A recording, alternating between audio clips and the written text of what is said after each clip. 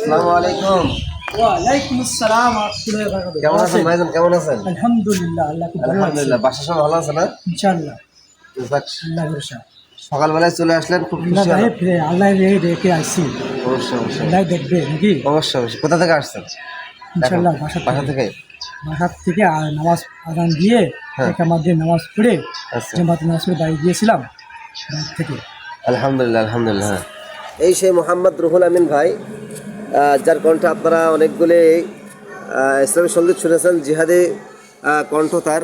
হে মুসলিম জাতু একাও, বীরের সেনারা একাও, নবীর সেনারা একাও, একাও একাও লড়াই করো বিপ্লব নওজোয়ান, নবীর প্রেমে জাগ্রত তুমি নির্ভীক পালোয়ান।